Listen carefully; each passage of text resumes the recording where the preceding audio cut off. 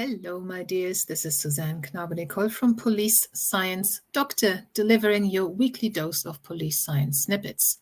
Police science snippets are bits of information, golden nuggets of often very recently published research that I'm hoping will be of use to the practitioner. Police Science Doctor is all about serving the practitioner, bringing the science to the jobs that you do.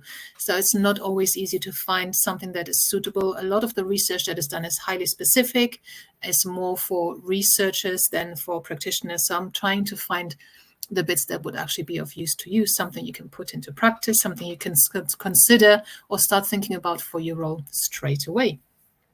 You obviously have a lot of different roles in all the jobs you've got around the world, so there might not be something in there every week that is specific to your role, but there are now a lot of PDFs on the Police Science Doctor website that you can download with 3 snippets each, and each has the direct link to the article. I also email them out for free to everyone who's on the Police Science Doctor email list.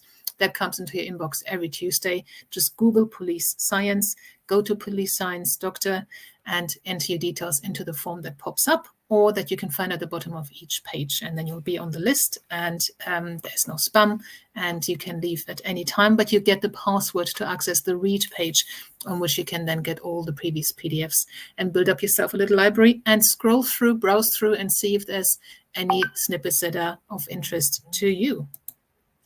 So for this week, what we've got is one, from protection to police. When children aged 0 to 11 years come into contact with child protection services, they are more likely to then come into contact with police as both a victim and a person of interest between the ages of 11 to 14 years.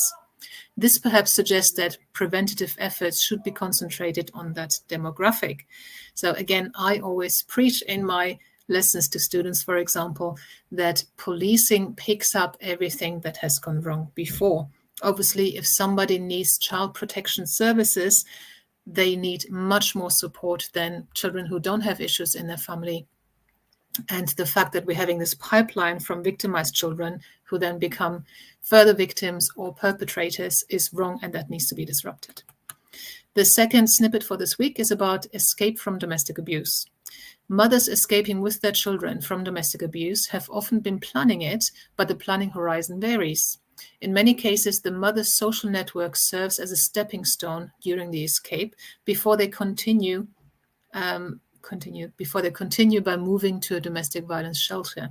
Perhaps police should advise victims on preparing such escapes by engaging with their social network to enable them to make that decision when the time comes.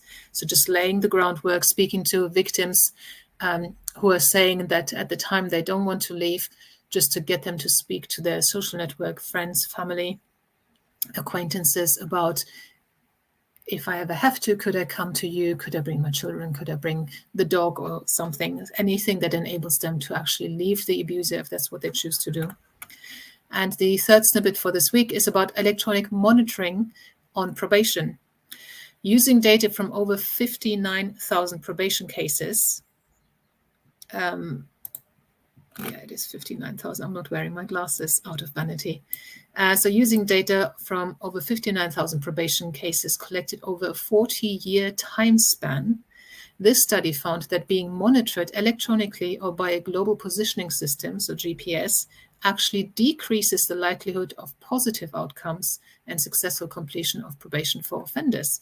So they looked at other variables that they then controlled for, and they found that actually having this monitoring system in place in this study found that it's actually counterproductive. This obviously goes against some of other research that has found slight advantages, and again, other research has found no advantages. So I've never come across any strong research to indicate that electronic monitoring works, and this study feels the same. So thank you for watching. This was the end of this week's snippets, and I'll see you again next week. Bye-bye. Thank you for watching. I hope you found this content useful. You can get access to each episode's transcript with key learning points, timestamps, and references if you get yourself onto my mailing list. Just go to the main website on policesciencedoctor.com, and on the bottom of each page you will find a sign-up form for notifications of new content. Just enter your first name, your preferred email address, and the type of organization you work for. You will not get any spam, This is just for me to let you know about new content and for you to get access to all the transcripts.